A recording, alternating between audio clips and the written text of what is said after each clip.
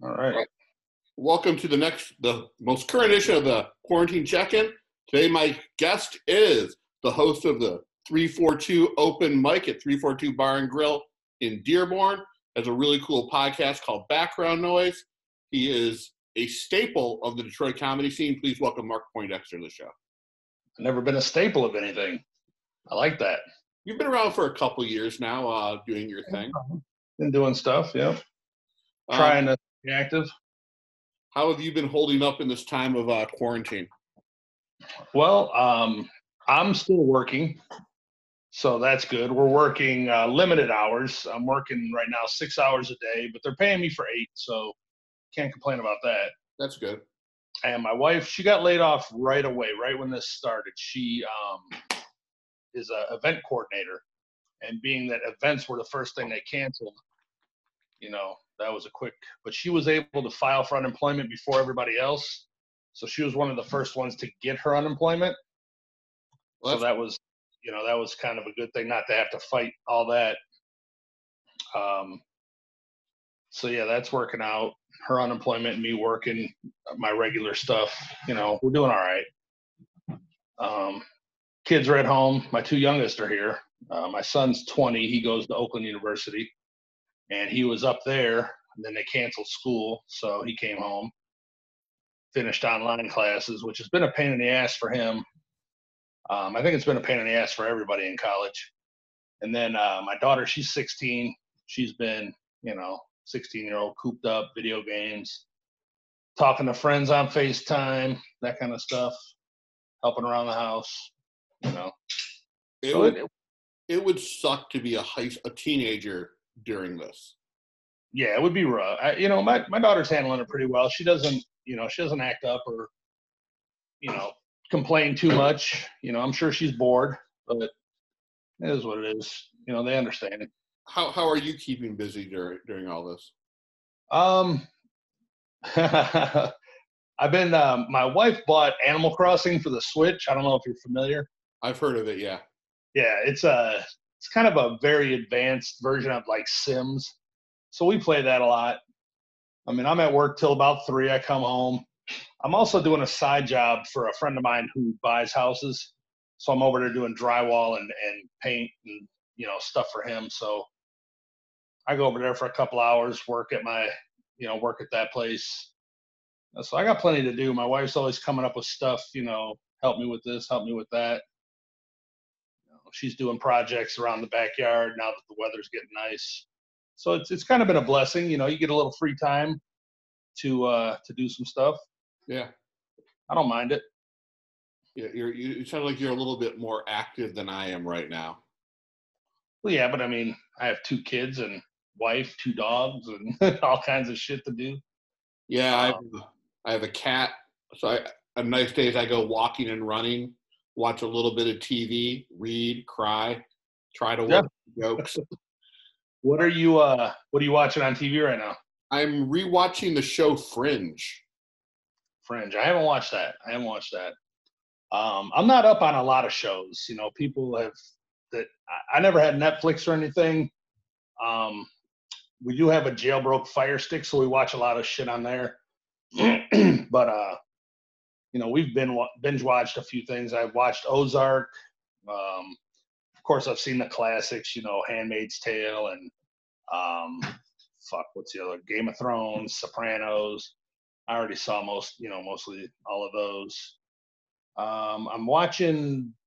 I just started watching Breaking Bad though. After everybody harped on me about not watching it, I just started watching that. So that should take me to the end of the quarantine, I'm sure. I have not yet watched Breaking Bad. I've been watching Better Call Saul. So yeah, watching that. I kind of got bored towards, I don't know, I think I'm in the 4th or 5th season, and it's kind of fell off for me. The last episode I saw, someone recognized him in the black and white Cinnabon sequences. Yeah, I've seen those. I've seen a few of those, and I can't really follow it. I don't know if it's a flash forward or a flash, in a different direction. I guess it's a flash forward, right? It's a flash forward, yeah.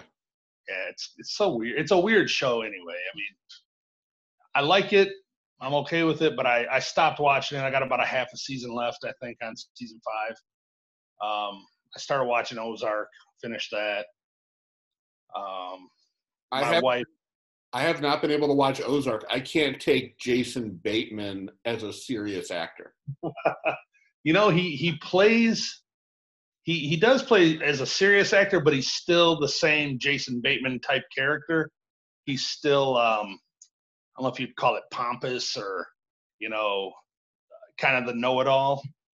And if you've watched or heard anything about it, basically he's a financial advisor that's very good at laundering money, and he gets drawn into laundering money for a Mexican drug cartel, and they basically give him an ultimatum, and he has to follow it, and that's pretty much then it goes from there. But he does play the smart, sarcastic, same kind of character, just not humorous, I guess. Yeah, I'm sure I'll get to it at some point, but Yeah. there's just I can only watch one show at one time. Otherwise, I'll go crazy. Yeah, I mean, we watch our regular stuff like I don't know, we watch Survivor, but that's once a week. I didn't know that was still on the air. Yeah, oh God, they don't ever stop those fucking things. Um, but other than that, outside needing a fucking haircut, I let my wife cut my hair. She didn't do too bad of a job, and you know, I'd like to get a haircut. I would too. Yeah, I mean, at least you have a good head of hair. yeah, it's there, that's for sure. She said I had a bald spot coming in on top. I was like, she's fucking full of shit. I had my bald spot coming in college, and I should have taken care of it back then. But I was too pompous to believe that I would go bald. And now Where'd you go to school at? I went for undergrad at Ferris State. Okay. Then I went for an ad program in Minneapolis for grad school. Oh, all right. And did you have scholarships or was it loans or what was it? For undergrad, it was my bar mitzvah money. Oh, there you go. Yeah. And then for grad school, it's student loans. Yeah. I have $100 left and it's paid off. $100 left, that's it? $500. Oh, 500. Well, that still ain't bad. Shit. Yeah, I'm excited. I'm excited just to finally get that done and out of my life. At least you're paying it off. I mean, a lot of people ignore it. Yeah, you can't ignore it. Otherwise, they call you. Yeah. Yeah, I had the GI Bill when I got out of the Navy, and I started going to school down in Florida, just a community college, just to, get my feet in the water right after I got out of the military. And I ended up getting my wife pregnant, and she wanted to come home. So I basically finished one semester of college and then started working up here in the factories to support, to have the kids. We've had 3 kids, and, I worked 2 jobs, 3 jobs at a time, depending on the situation.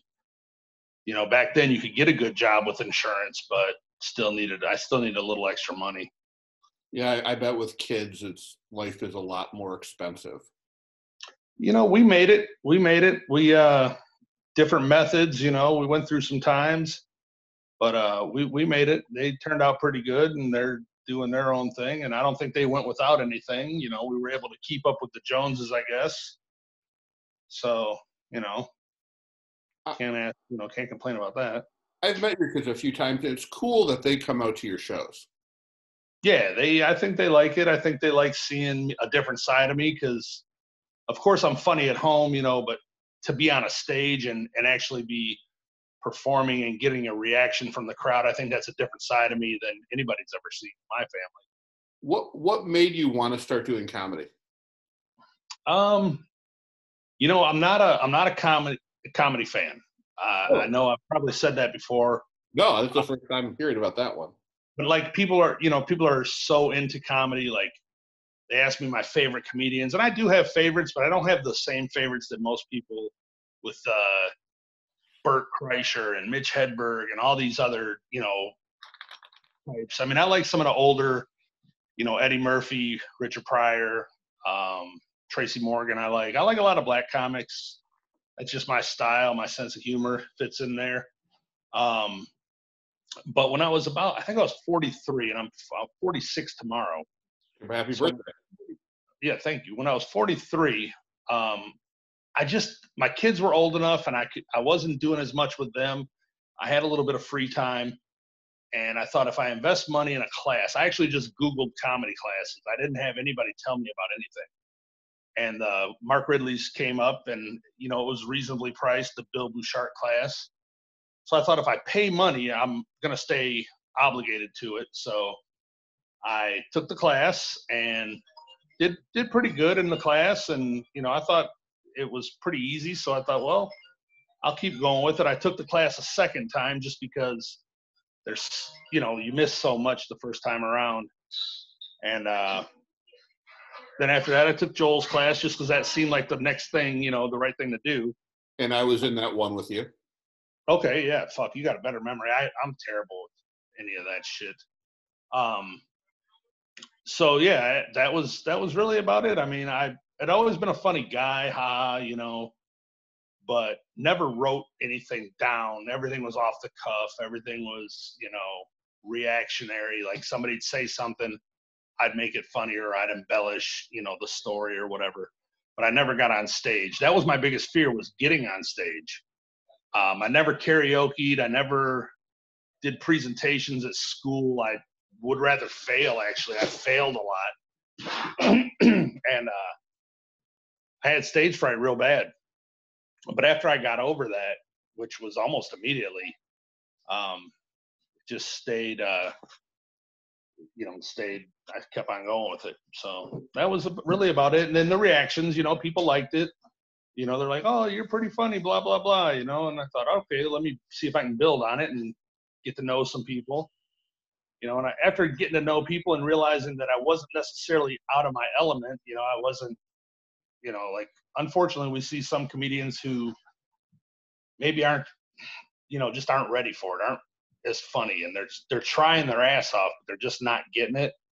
And I felt like I fit in at a mediocre level, so I felt like I belonged. So far I've stuck with it. I remember the first time we met was at the Tiki Bar. Okay. And that was a while ago. It was probably right when you first started. Yeah, I remember a lot of those guys aren't in it no more. Brian Kalisher, he was there. Kim Shaner, do you remember her? I do, because probably end of last year, I ran into her at a restaurant downtown. Oh, okay. And I was trying to convince her to get back into comedy. But I thought she was funny. Yeah, she is funny. She's, a little self-deprecating, she has an interesting opening joke. She's like, let's talk about the elephant in the room, me. That's kind of funny. But yeah, she just kind of disappeared, which a lot of people do. They fall out of love with it, or life takes over, But oops, sorry about that. I think for some it's like, and I don't know about Kim or Brian, is that you don't get to that next level at all. You don't get booked on shows. You don't. Yeah. You really. I mean, I don't know what the exact reason, or if I'm not using the right process, but I don't get booked on too many shows. And definitely, not too many like paid shows, but I also don't ever solicit. I don't solicit anybody. So obviously I would have to do that. But it's a little bit better feeling if somebody calls you up and says, hey, I heard from so-and-so that you're pretty funny. You got a good 10 minutes or 15 minutes or whatever you got. Instead of bothering somebody and them feeling like they put you on out of, you pestered the shit out of them. I'll take what I can get, but I like it when people ask me. And I remember when I had you on my show, I had you on two of my shows. I had you on Laughs of the Lairs. You did a great job hosting that night. Yeah, I like hosting. I'm more comfortable in that in that position. I don't know why. I don't know if that's just something that comes a little easier. You don't have to. If you're struggling to host, you get to step off quick and start over. Right. So you get the next guy up, and I still stumble through some stuff, on occasion, or I try to say a little too much, and sometimes it's like, all right, shut up and let the next guy get up. But those are all things I just had to work at being better at. Well, I'm going to tell you this. A lot of people have been talking, a few people on the show have been saying that you have one of the best open mics in the city. Oh, good. Um, Good. I mean, I hope it opens back up. I mean, my wife talks to the owner, somebody she knows, and she hasn't spoke to him in a while. So I do hope it opens back up because they need it, and of course we need it. So hopefully it, when the time comes, we're back in business. this is a really interesting question I have. Do you think hosting a weekly open mic has made you a better comic? Yeah, because it makes me work. It makes me do stuff. If I'm not out doing that show, then I'm not developing jokes at home. I'm not one to sit home and write. I don't think I've ever sat home and wrote anything. And my jokes, once they come to me, I work them in my head. I jot them in my phone sometimes. A lot of verbal, stuff in my car or whatever. But I don't sit home and write out jokes and write punchlines and work back. All the techniques that you hear that people do, I don't do those. So if I don't go to that damn show and come up with something on the fly, and if somebody laughs at it, then I try to develop it. A lot of my best jokes have come from the open mic and somebody else's. I'll say something to somebody, and they'll be like, "Man, that's a good joke. That's blah blah blah." So that's, if I didn't do the open mic, I probably would have already drifted out of comedy. I mean, I'm not in love with it. It's not I don't hate it. I like it, but I'm not in love with it. There's people that are in love with it, that have high hopes and expectations. I have no expectations. If I make, a couple extra bucks here and there, it's a good night out. It's fun. That's fine. That's the most important thing. If you're having fun doing it. Right. If you're not having fun, it's going to show in your sets. Oh yeah. There's a lot of people that I wonder, even though they're funny, sometimes they seem miserable, or maybe that's just their personality. But I don't know. It's my personality. Yeah. So since you host a mic, what is the one thing you see with newer comics that if you had the gall to tell them, what would you say? Usually you see a lot of what they copy off of very successful comedians, like, playing to the crowd, but not being good at it. I tell a lot of people, don't pander to the crowd, because for one, it's mostly comics and they're not going to play along and give you the proper reaction. So I do tell people that I try to be as honest and upfront, and I struggle with being that guy who doesn't have the right to say anything to anybody, but also to try to be constructively critical when I can be. I once told a guy somebody told me during a night at the show that a particular comedian was copying another famous comedian's joke. And I didn't know, because like I said, I'm not up on all the famous comedian stuff. So I texted him that night. I said, "Hey, that joke that you were doing is almost verbatim such and such famous comedian's joke." And he was receptive to it. He was like, "Hey, I appreciate you telling me. I didn't know, blah, blah, blah." Now, whether he knew and was so new in the game that he thought, because sometimes the new guys think they can get away with it. They, can copy somebody and they think it's going to work.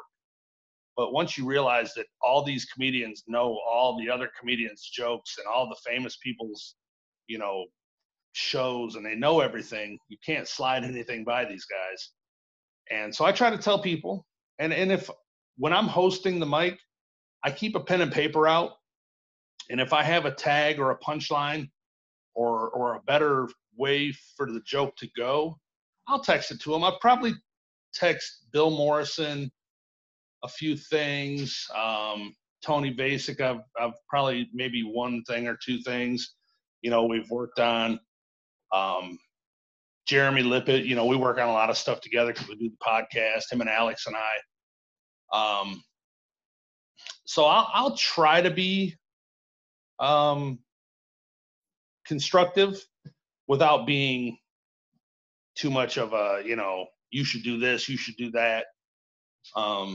So I try to, I try to give some worth. If they come to the open mic, I try to give a little bit of worth, and I don't think it's scared anybody off. I don't think, and nobody's ever said, mind your business or anything like that. So I try to be as helpful as possible. And for the new comedians, I try to tell them, where the mics are, what they can do to get on, this, that, and the other, So I try to be as helpful as possible. I'm not in a competition with anybody, Nor should you be. Right. But I mean, a lot of comedians are. They won't uphold or acknowledge or lift up other comedians because they're afraid they're going to pass them, Yeah, that's stupid because we're all on different tracks. Right. No, I agree. And the ones that are going to succeed regardless. You're not you knocking somebody down is not going to stop that person. If they're going to be successful, it's going to be inevitable. So, and you know what? If someone gets successful, that's great for the scene because more people will be taking a look at it. Sure, yeah. If it becomes a hotbed for people that can, you have to pay it some attention after a while and say, hey, Detroit's a place to look, so let's go down there and take a look. I've heard other cities don't have quite the scene that we have already. I've been to a couple other cities. Like I started in Kansas City, and it's like night and day. It's a good scene there, but a lot less. At least when I was there, a lot less opportunity than there is here. Yeah. There's a lot there. There was a lot of opportunity. We'll see what opens back up. I think it's going to be a restart for everybody when we come back. Which is probably good. I think it's going to be a breath of fresh air to have this time off and then get back up there, and it's almost like a whole new, opportunity to start fresh. Yeah. I agree. Even if it's the same jokes, it's been a while since people have heard them. You'll get truer reactions, No, you're absolutely right. And I do, before we go to the next topic, I do want to say what I've seen, a lot of the talent that got their start at your mic, Kevin Rodriguez, yeah, I can't pronounce the last name. But, did Robert Rodriguez get a start with you too? Robert did. Jaime Peleña pretty much started there. Jeremy Lippett, he didn't start comedy there, but when he got back into it, that was where he got back into it at, and has been pretty steady there. James Sobieski, he does it more as a hobby. I mean, he's a funny guy, but he's doing it more as like a night out. He has a lot of funny stuff, and he's starting to spread out a little bit and go to other places, which is cool. Trying to think if there's been anybody else, but yeah, a lot of people have started there. But it's really good that you have become an incubator for all that talent, because Jaime's great, and if Green Brain comes back, he is going to be the co-producer of that show. Oh yeah, I remember you guys were working on some stuff right before this shut down. Yeah, I think Robert Rodriguez is hilarious. I think Kevin is. Yeah, Kevin's got a bright future, I think. Yeah, it's just. But so thank you for that, because without you, some of those guys might not have ever picked up a mic. It's possible. Kevin lives right by there, so who knows? Yeah. I think he was just a patron of the bar too. I'm not sure, and I don't know. I'm not exactly sure, but yeah. I mean, you wouldn't believe the amount of instant messages I get from the newer guys, because they do look up to you, whether it's because you're mainly because you're hosting the open mic, and at first they think that's a really big deal. They think, wow, this guy has his own open mic, and it's really not as big a deal as it seems. But they message you a ton of times, and talk all hours of the night and help with jokes, and it's cool. I enjoy it. I enjoy helping somebody else with a joke as much as I do coming up with my own. No, because at some point they will help you as well. Oh yeah, it's cyclical for sure. like John Campbell, right when I went to one of my first open mics here, and he came up to me and goes, "Hey, can I give you a tag?" And that's the first time anyone has ever said that to me, and I'm like, "Yeah, sure, that would be awesome." Right, right. And Yeah, and if you ever give somebody a line or a tag or anything, and you hear it in their set somewhere down the road, it gives you a sense of accomplishment that actually stuck and they took it. So yeah, I yep. agree. So let's go to the future. When do you think we'll all be able to go back and tell jokes in front of people? Because it's in most of the places are in bars, in those kind of settings. Restaurants are obviously going to open back up with the whole mask thing and all that kind of stuff. But I think for bars where people are not going to want to go with masks and all that, I would say probably July 1st. I think it can be back on track. That's just, maybe not, but I think the more the governor loosens the reins, the more people are just going to start doing stuff anyway, you know? Yeah. So when it gets hot out, people will start coming outside. That's when all hell's going to break loose. When people don't want to, when they want to go to the lake or they want to go swimming or they want to go just be outside, once she starts loosening the reins, I've already seen it on my route to work every day. Every day the traffic has been getting more and more back to normal, and more people are out and about, and so it's gonna happen soon. I went to get some dinner on Monday, and I was driving by a park in Farmington, and it was packed. Yeah. I'm like, huh. Where do you live in Farmington? I live in Livonia. I was hankering for Boneyard up in Farmington. Yeah. And so I was driving there. I work at Middle Belt and 10 Mile. So okay. I live at Farmington and 7 Mile. So yeah. So what do you think comedy is going to be like when all this is said and done? You think there's going to have to be a change of style? Do you think dark comedy is out? You think people are going to want cleaner comedy? Or no, I don't really think that this has anything to do with that, because there's no sensitivity in what's going on right now. I mean, I don't know if anybody's going to, there'll be a million coronavirus social distancing jokes, which I kind of dread, because even though, 1 out of 10 will be actually pretty funny, the other 9 are going to be terribly hacky and ridiculous. So I don't think people are going to want to do them.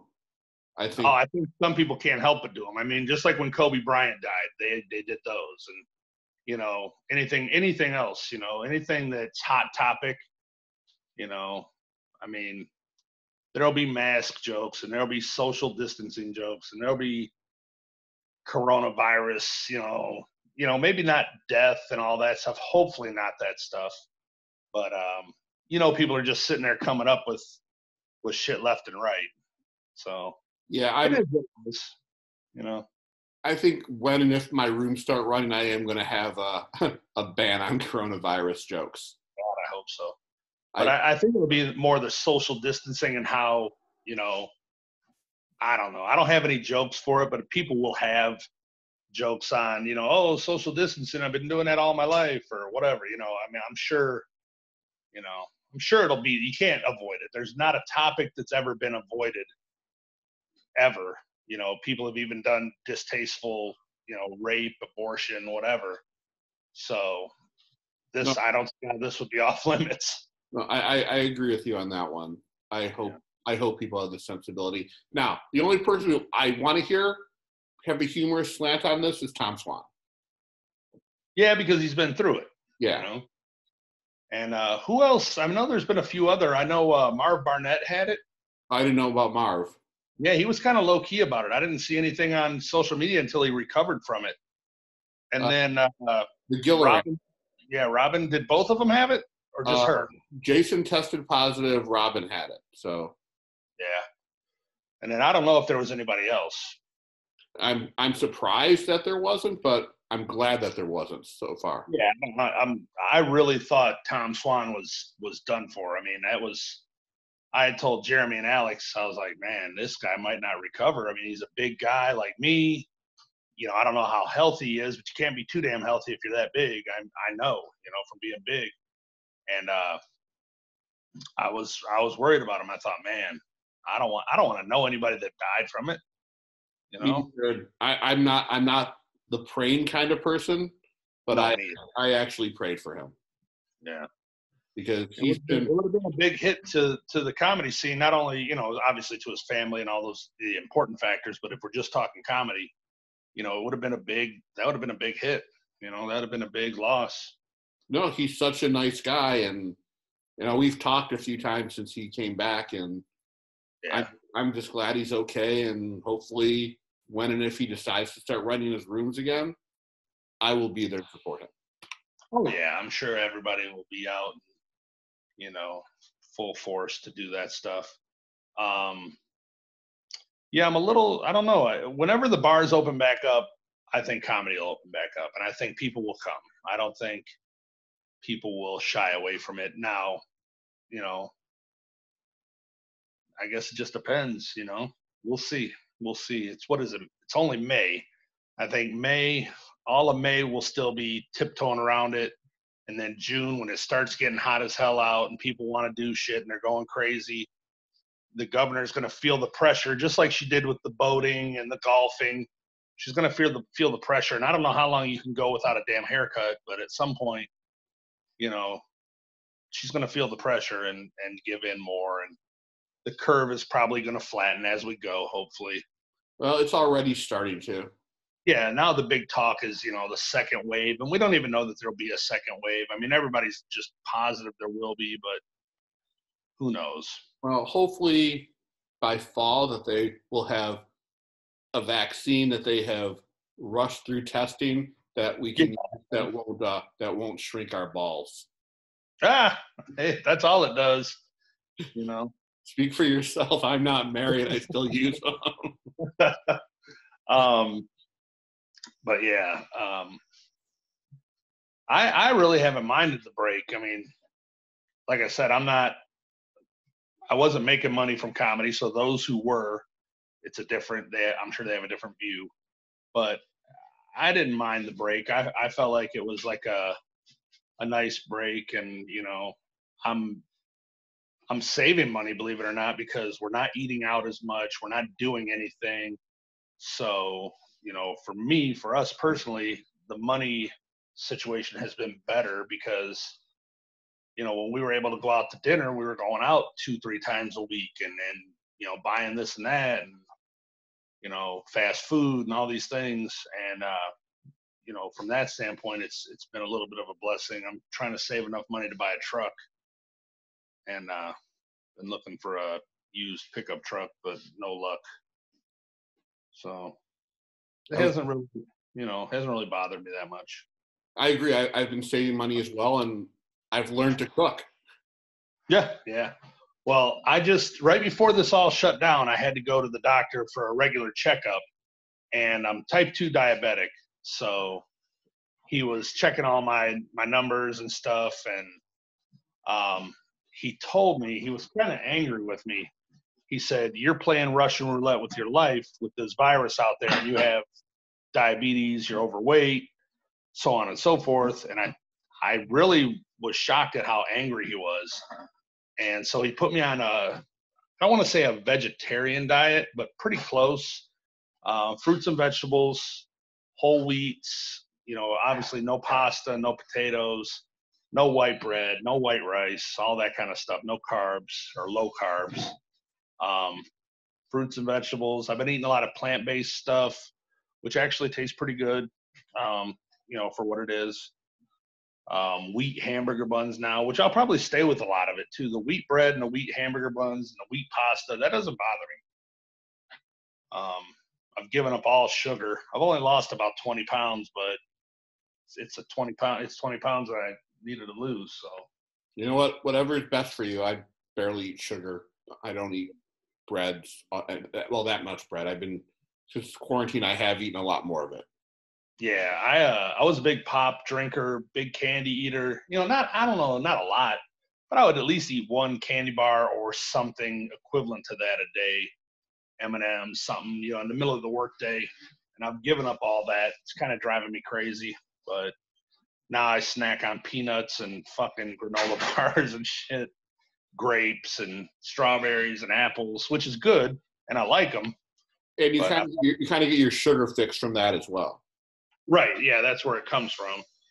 Um, but you still have the cravings. Every morning it's the same, you know, scrambled eggs and toast or omelet with broccoli and mushrooms. You know, you try to switch it up, but I got to learn some more vegan recipes or vegetarian recipes. Um, but I've been adapting. You know, I've been adapting. I got to lose the weight. That's good. So, Well, at least you're on the right track. Let's get to know you a little bit better. Mark, where were you born? I was born, I think, in the city of Riverview, Seaside Hospital. Um, I'm from Taylor. It's where my whole family is from. By the time I was 18, I wasn't a good student. I probably would have failed every grade if I didn't go to summer school. I didn't have any guidance. I just didn't go to school. It wasn't about being smart. I just didn't go to school. Okay. And nobody was there to make me go to school. So I just didn't, you know, and mainly because I was bullied, you know, being an overweight kid, being poor, having a last name Poindexter, that was a lot working against you right there. And so being bullied, you just avoided school. So I said, fuck it, I'm not going. Why go somewhere where you're going to get tortured? So every summer, my grandma had to pay for me to go through summer school to make up the credits, and I did that and graduated. Immediately went in the Navy. 4 years in the Navy. Got to see a little bit, not as much as some people do, but I got around a little bit. North Atlantic area, you know, went around the coast of the United States, East Coast more than anything in the Gulf of Mexico, that area. Got out when I was 22. Came home, dated a couple of ex-girlfriends, I guess, you know, that everybody probably does. But met my wife. Her and I dated for about a year before she got pregnant. We were down in Florida. She got pregnant and we came home immediately. That's when I stopped going to college. Had 3 kids. Pretty much the first 2 were kind of back to back. They're a year and a half apart. And then my daughter's 3 years behind. So moved around a couple times. I started in the factories working, you know, in Michigan in the factories. But people were like, you know, you got a knack for talking to people and whatnot. Have you ever considered any kind of sales? So I got into real estate. Did real estate for about 6 years. Ended up getting shot, which is a whole nother fucking podcast. Yeah, did you not know that? No. Oh my God, I thought everybody knew. In 2006, I got shot, and I'll try to condense the story, but 2006, I was at the first game of the Tigers World Series. So I don't know if you're a sports fan, but I was at the. I didn't even know they were in the World Series in 2006. Yeah, in 2006, my cousin had tickets to the World Series, and he and I went. Well, they were getting blown out pretty bad, and being that it was the World Series downtown Detroit, we left early because he had tickets to another game. We were going to come back, so we left early. Headed to a Halloween party. It was October 20th, 21st, one of those nights. And we headed to a Halloween party that his sister was at. His sister from another marriage, or, you know, she was not my cousin. But anyway, we go to this Halloween party, and the Halloween party is whatever. People are in costumes, drinking, playing cards, whatever. Regular, boring, you know, whatever. Some guys wanted to come into the party that nobody wanted them to come in. They were known troublemakers, and the person whose party it was, whose house it was, asked me to try to be the peacemaker and ask them not to come in. I went out there. There was an exchange of words. They were drunk, I think, either drunk or high, or maybe even both. They were not buying what I was selling. They did not want to leave. They did not want to listen to me. They were not cooperating at all. There was some pushing and shoving initiated by them. One guy took a swing at me. There was some pushing and shoving, like I said, and then they drove off. They got in their car and drove off. Well, as I was leaving the party shortly thereafter, one guy walked up to the truck that I was driving, pulled a pistol out of his hoodie, pointed at the side window, like the driver's side window, and pulled the trigger, shot me 5 times. Holy fudge. Yeah, it was a 38 caliber revolver, and I was in the driver's seat. He was to my left, and when I saw the gun, I put my arm up like, I'm trying to show you. I put my arm up like this, and the first bullet went in through my arm and came out the other side. And then the rest of them, 2 hit me in the chest, and then 2 hit me in the abdomen midsection. They pretty much traveled across my body, collapsed my lungs. I was in pretty bad shape, but luckily the Taylor Fire Department was literally less than half a mile from where it happened. So they were able to respond. The guy took off running, but I saw him, and I was able to identify him. They took me to the hospital, did surgery, removed what they could of the bullets. I actually have 2 fragments still in my liver. One bullet was on the surface of my other side. It almost went out. It almost traveled all the way through. I recently got that one taken out. The police ended up catching the guy, but because of the lack of evidence, we went to court and he ended up getting off. Fuck. So I still see him to this day on occasion, probably once every 6 months. Sometimes more often. He's from the same area I'm from. I don't know him personally. I didn't know him personally. He's about 8 years younger than me, I think. He was a known criminal. He had already done 9 years in prison, has 2 felonies. So it's not like this was a slip up. He intended on killing me.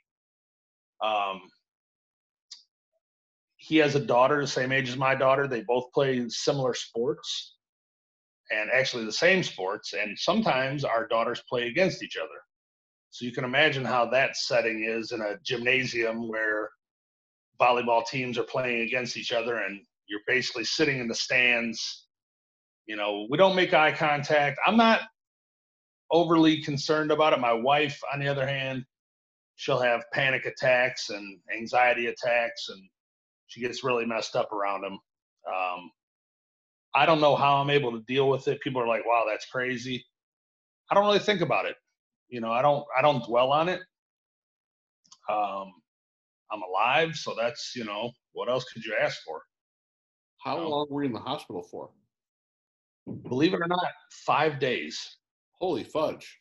Yeah, what they do, I don't know, if you've never had a big surgery like that, basically once you can walk on your own and once you can go to the bathroom on your own, basically take a shit on your own, you're free to go. And they want you out of there because obviously they need the room for whatever. But I was up and walking around probably a day after surgery. I have I guess you'd call it a zipper down my chest and stomach where they opened me up. They removed some of my small intestines, a pretty good portion of my large intestine. Like I said, my lungs were collapsed. My liver has two fragments in it. So it's a little bit of a mess. Wow. I don't have any health problems from it now. I did have a few hernias from them cutting me open. I had to have a piece of mesh put in. So yeah, that was that. And that's where I gained all my weight. I was laid up at home for quite some time. Lost my job, lost my house to foreclosure, lost a vehicle to repossession. I mean, we did not have any money after that. Like I said, I was selling real estate. My wife was a waitress at the time, and we were able to stay afloat, fortunately. Um, but it set us back a ways, and I've since rebounded. I mean, just recently, I'm better off now than I was then, but it took a long time. Well, I'm just glad you're here. Yeah, it's definitely a blessing. And like you said, I'm not a prayer person, and I'm not a believer. I don't want to go against anybody who is, and I don't, teach their own. I'm just not a. I had a lot of people say, "Well, God had another plan for you," and I don't get into that. I know that it was mainly scientific. He missed the areas where he could have killed me. He did not hit my heart, didn't hit my spine, didn't hit my head. If he would have hit those, I'd either be paralyzed or dead. So No, I'm glad he was a lousy shot. yeah, he was a fuck. That's for damn sure. He was a sorry motherfucker. Oh, well, again, I am glad you're here, and I don't know how I didn't know that. I don't talk about it a lot. It's just when it comes up and stuff like this, it's hard to avoid. You can't really just say, "Oh yeah, and by the way, I was shot." You can't just gloss over it. And I gave you the condensed version because I know it can get really lengthy in detail. Well, when we get back to it, I'll let you tell it to me when we're at like a open mic or something. Oh yeah, I'd be glad to. So there's always somebody who hasn't heard it too, and they're like, "What?" Let's get back to getting to know you a little bit more, and that's in this segment. That's the most interesting story I've heard. So let's favorite movie. Pretty simple stuff. I mean, all-time favorite, like if I could only watch one last time, probably be Willy Wonka. Okay. The real Will, the original, not that Yeah, bullshit. Johnny Depp version. The Gene Wilder. Yeah, so Willy Wonka and the Chocolate Factory or Wizard of Oz, you know. But if it's more of a modern, recent movie, I'd have to say Wedding Crashers was one of my favorite. I just the I wasn't soured on Vince Vaughn and what's his name? Owens. Owen Wilson. Yeah, I wasn't soured on them. They've done so much together, but that was my first dive into their type of comedy, and that movie cracks me up. It really cracks me up. So I like Wedding Crashers as well. Yeah. Well, the Will Ferrell cameo at the end is. Yeah, it's just enough. I'm not a big fan of Will Ferrell, but it's just enough, and it's funny enough. He doesn't try to steal the show too much. He just is that cherry on the top of the cake. Yeah. It was just enough of him. I'm glad he wasn't in it from the beginning. I probably wouldn't have watched it. Yeah, but, I agree with you. I think he kind of takes over a movie. I was watching his basketball film the other night, Semi-Pro. Yeah. And I think 30 minutes into it, I wish I turned it off 25 minutes earlier. Yeah, he has that same effect like Jim Carrey. Jim Carrey is, he's smothering. He's funny. I'm not going to sit and say the guys aren't funny, but I don't enjoy Jim Carrey that much. I don't enjoy silly or goofy. That kind of humor, silly, goofy, doesn't do it for me. That's too easy. I'd rather have something, I agree with you on that. And I'll tell you, Jim Carrey's in one of my favorite movies of all time, The Truman Show, but that's a much more subdued performance. Right. It's totally different than what he's used to and what his movies are like. So yeah, I do like that one. That's a good show. I've watched it a few times. All right. What has been your biggest bomb in comedy? Oh man. Guess that's debatable because I guess it depends on, would you say, the size of the crowd? Like if you bombed at a big show or if you bombed at a little show. If you bombed at an open mic, that happens. I forgot some jokes because I wasn't rehearsing. I was kind of just taking it for granted that I knew what I was doing. I know my first night at One Night Stands, I said the word fuck like a million times. And I was kind of reaching because it wasn't a very big crowd.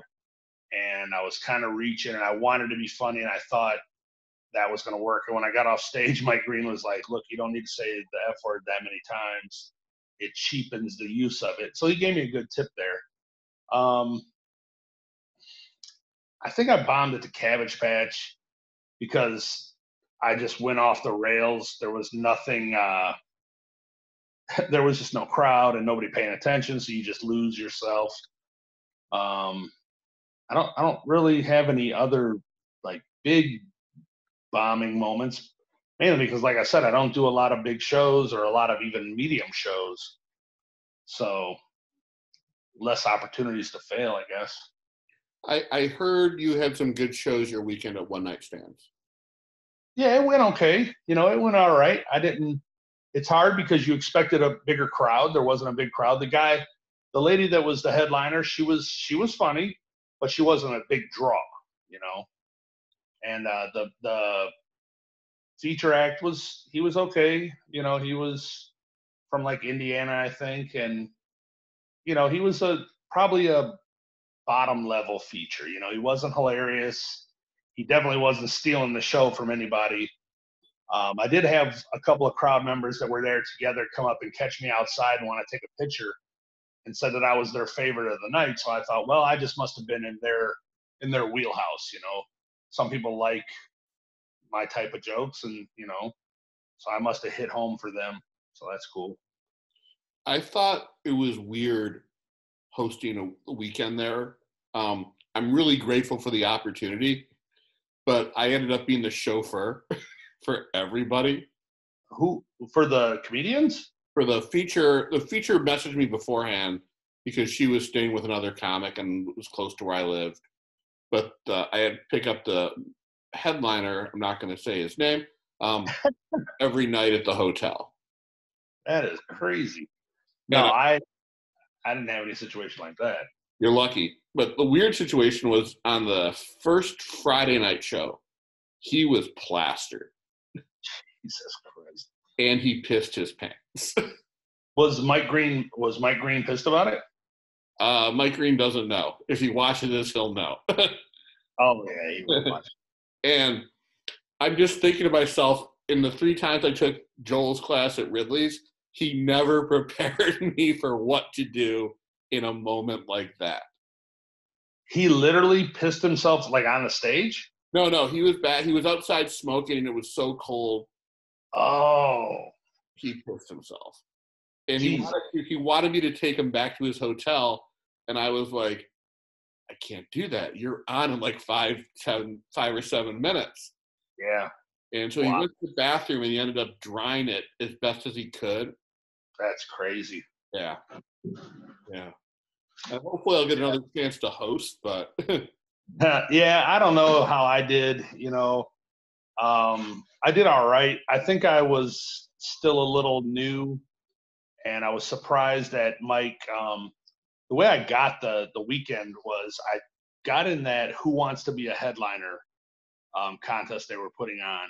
And I knew I wasn't going to be a headliner. And even some of my friends were like, dude, you don't have headliner material. What are you going to do? I said, yeah, I'm not going to win. I know that. But I did good, and I did well enough on the one time in the small room, the back room that they have, that he came up to me and he was like, are you working on the 17th? This was May. It was actually my birthday. And I said, 17th of this month? Like I said, I didn't even know what he meant. I said, I work Monday through Friday. He's like, no, I want you to host a weekend in October. And I was like, oh, sure. I was like, I know that my calendar was open since I had literally nothing on it. And he's like, you did really well. You didn't win, blah, blah, blah. But, it was an audience vote. And the guy who won had 5 or 6 people there, which, that was cool. But I ended up getting a weekend out of it. And I don't want to say I squandered my opportunity, but I will be more prepared if it comes up again. I will agree. I might have been a little bit too dark for that audience. Yeah. But I'm trying to change that. But I'm gonna tell you how I got my weekend. Like I've been to the open mic there maybe 4 or 5 times before, and always asked Mike to watch me. He never watched me. And No. I'm there, and I decide I'm going over. I'm killing.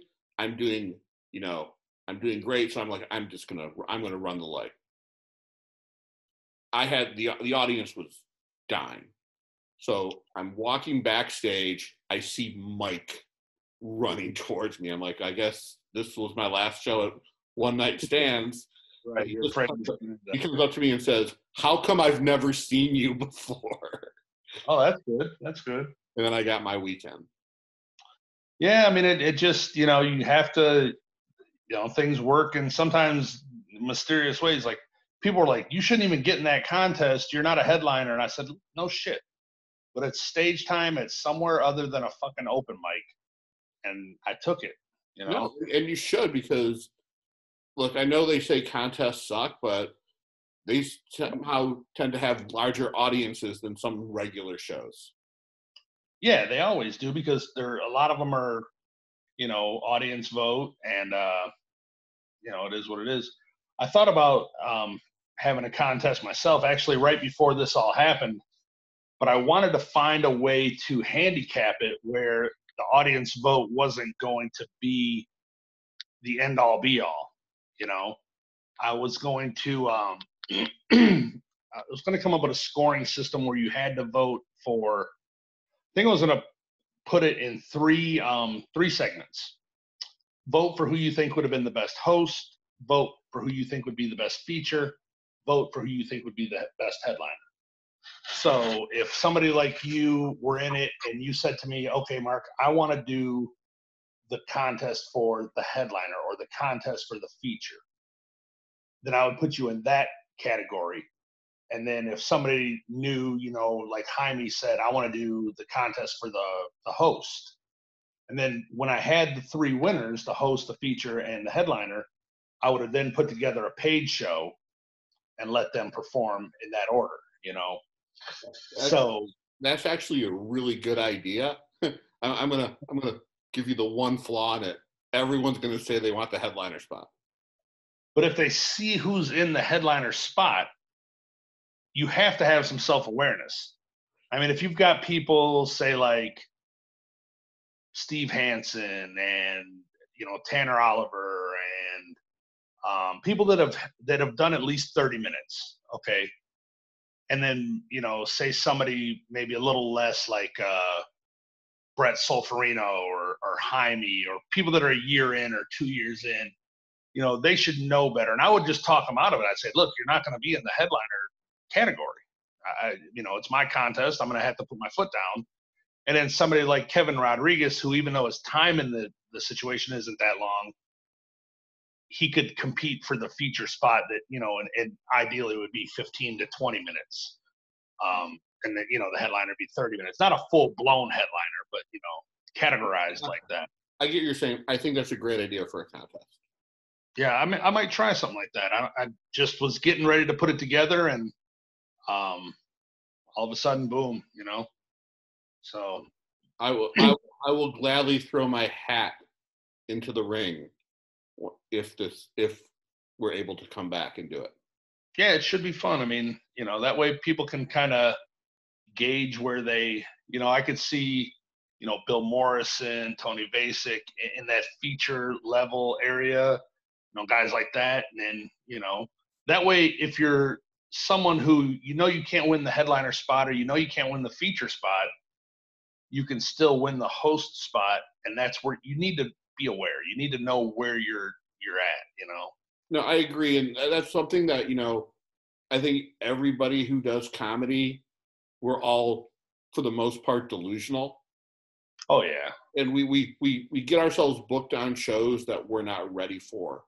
Like all the time. The first time I did 30 minutes, I'm halfway through my set, and I realized I shouldn't be doing a 30-minute set.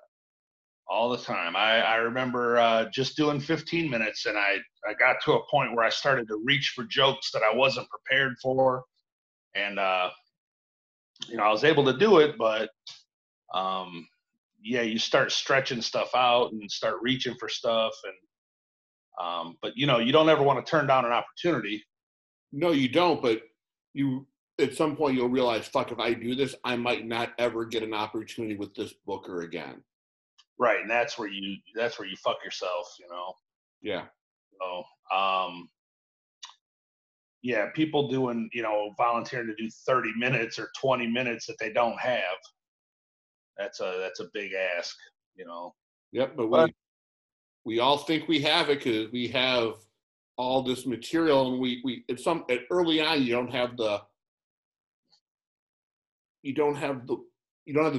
can't see that all of your material isn't A-level material. Right. I have 30 minutes. I probably have an hour of shit that I could deliver, but some of it's just not gonna connect. Some of it's not gonna intertwine with the rest of it. It'd be so segmented, it wouldn't be worth listening to. No, and you got to get that cohesiveness. Like someone like Tanner Oliver and Steve Hansen, they have that. Yeah, and you can't be up there doing your 30 minutes and say, "Oh yeah, I'm still working on that," or "Oh, I guess that one didn't hit as well as it should have." That's open mic commentary right there. You don't want to be doing that. Yeah, and you can't do the what do I have next to talk about? What else do I have for you? That kind of shit. You can't. You're supposed to have 30 minutes for me, and you're supposed to know that. Yeah. But Mark, you got to start somewhere. This has been awesome. Before we go, I have become a big fan of the Craigslist misconnections during this time of quarantine. Okay. I am going to read one to you, and hopefully you can crack a joke or a snide comment out of it. Oh, geez. So this one is from Los Angeles. It says, "Ladies, what is the hottest thing you have ever done?" That's the headline. First line in the ad. "Ladies, what is the hottest thing you have ever done? Would you do it again? What is something hot you would like to do if you had a partner open-minded enough to do it since your current partner won't? Would you do it if you knew nobody would ever know? My partner won't either. Let's discuss the opportunities and options." It sounds like he wants somebody to shit on his chest. I hope to God that's not it. Actually, here's the thing. There have been people on there who have actually asked for that. I know somebody who oh God, I know they won't listen to this fucking podcast because they're not in my friend circle or yours either. They're not in comedy. They're not anything like that. Long story short, his wife was divorcing him, and she spilled the beans on a bunch of his sexual, proclivities, I guess you would say. And that was one of them. And I fucking about had a heart attack when I heard that. My wife and I both, we were like, what the fuck? Did you bust out laughing? Did I? Yeah. Yeah, a little bit. But you know what? The guy at the time could have really kicked my ass. He was a mean kind of dude. And he was a fighter from long ago. Like, he fought in the streets. He was back in the day, even before our time a little bit, when people used to fight in their neighborhoods. He was one of those guys. And he was a badass. He was known as a badass. And come to find out, he liked to, in her words, for her to shit on his chest. And I couldn't fucking fathom how somebody like that would want. I mean, I don't have any interest in that. And turns out he was into a bunch more other shit too. But when I heard that, it just changed everything I felt about that whole situation. I was like, you gotta be fucking kidding me. Well, now we know why they got divorced. Actually, they didn't. They held it together and got back together. And I don't know where the paperwork was on all of that, but they're together to this day. Well, good for him. Yes. I have to say, and pun intended, that sounds like a shitty relationship. Oh, it's amazing. It's amazing, I'll tell you. Mark, this has been awesome. Hopefully I will see you sooner than later. Oh, yeah, hopefully soon, yep. and I can't wait for stuff to start opening back up. But number one, I think if I had my wish, the first thing I'd wish for is a fucking haircut. Yeah, me too. I had a beard like yours up until last week, and I realized I went and bought some razors, but I realized you can't shave that much hair with razors. Yeah, God, you're just sliding it across there. Yeah. I actually cut about 2 inches off because when I dyed it, now all the hair is brittle. It's kind of dying. So I cut about 2 inches off and it's growing out. But the shit on top is out of control. Yeah, My wife did my wife did the sides. They're not too bad. But it is looking a little bit hippie-ish. yeah. I thought about growing it out, but I knew I'd get to that awkward stage and it just wouldn't work anyway. Well, you've seen the picture of Bill Morrison's hair. Yeah, that's not his real hair. That had to be back in the day, right? No, I think that's his real hair. God, it couldn't have got that long that fast. Maybe he got extensions before all this. We don't know. But I'll have to ask him. I haven't talked to him in a while. This has been great. Tomorrow's guest. We have a great guest for tomorrow's show, Steve Hansen. Oh, cool. Yeah, I like Steve a lot. Steve's a real, insightful, and he's helped me a lot, actually. We've talked outside of comedy.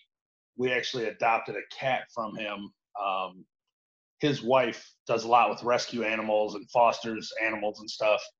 And I think I threw it out there that I was looking for a kitten.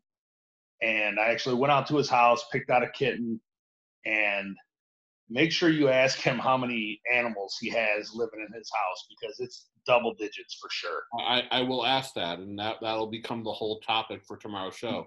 And actually, he probably has at least 6 different species of animals, I'm guessing. I know there's birds and cats and rabbits and dogs and shit. It's crazy. But he's super cool. I like Steve a lot. Probably one of my favorite people that I've met just because he's pretty honest. He's very smart. And, a lot of times he says shit on Facebook that I don't even understand. I'll have to have him dumb it down for me. But he's a smart guy. He's an honest guy. He's an upfront dude. He's not bullshitting you. No, he's a great guy and a great comic. Yeah, and he's funny. He's fun, and it helps if you're smart. If you're intelligent, comedy comes so much easier. Your vocabulary is better. It just when you're a nimwit, I don't think the comedy comes as easy. I don't know about that. We all draw from life experiences. Yeah, but he's a good. I like Steve a lot. I'm glad that I met him. He's probably one of the the main people that I'll ask something and actually listen to what he says and give it some value. So yeah, Steve will be a cool interview. He's been doing it a little while and he's getting good at it. Yeah. And he worked hard at it. His wife made sure to tell me when I was over there how he is always, writing and working and, doing that. Plus he's a lawyer, so he's got to be a busy man. He is. And I'm excited for the conversation. And I'm going to announce it here next week. We have a very big guest on the show. Ooh. Someone we both know, someone who we took classes from. Joel Fragomeni will be on the show. Oh, cool. That'll be cool. Yeah. Now, are you now that we're doing this on Zoom, is it still just going to be audio or is this going to be video? It's video, like all the episodes are. Oh, you know what? I haven't watched any. I ain't gonna lie. It's fine. That's fine. Our ratings have been going steadily down. What platform do you use? Is it on Spotify or do I have to watch? I put it on. What's that? I put it on YouTube. I am gonna, because with Zoom you get audio. I'm gonna start putting the audio on Spotify once I figure that out. Oh yeah, that's cool. Yeah. Yeah, I haven't, but I don't watch much of anything, man. I don't have the time for it. Usually, I'll play something in the background if I'm working, but usually it's music because I got to stay motivated. But I'll definitely go comb through and see which ones. Some people I don't know that well, and that would probably be a good way to get to know them. But there's a lot. You've done a lot of these. I've seen a lot of them. Well, the reason I'm doing it is the one thing I love about comedy, besides performing, is the hang. And right when I knew that we were going to be going into quarantine, I started thinking, I'm going to miss the hang. I'm going to miss talking to comics, and this is my way to do it. So I can't. You know, it's probably been good for you, because when I first met you, I wasn't sure of your vibe. I wasn't sure if you were a little standoffish, or, you know, I was getting a weird feel from you. And it wasn't like, oh, this guy doesn't like me. It's just, this guy isn't interested in talking to me type of vibe. That early on, you know, I will say this: I am terribly shy when it comes to talking to new people. Yeah. So that. And see, I'm just the opposite. I could talk to anybody at any time. I'm pretty good at that. So, it is what it is. But I wasn't sure, and this has to have helped your relationship with comics that you otherwise weren't, building a relationship with. Yeah, it's weird. One thing is, I like we're older than the majority of the comics out there, right? And it's in some ways it's really hard to build a rapport with someone who is 20 years younger than you. Yeah, it is. If there's nothing in common and nothing to, you're not doing things together, it gets tough. Yep. But I'm trying. But Mark, thank you very much. I hope to see you and Terry soon. And we'll see you tomorrow. All right, man. I'll talk to you later. Okay.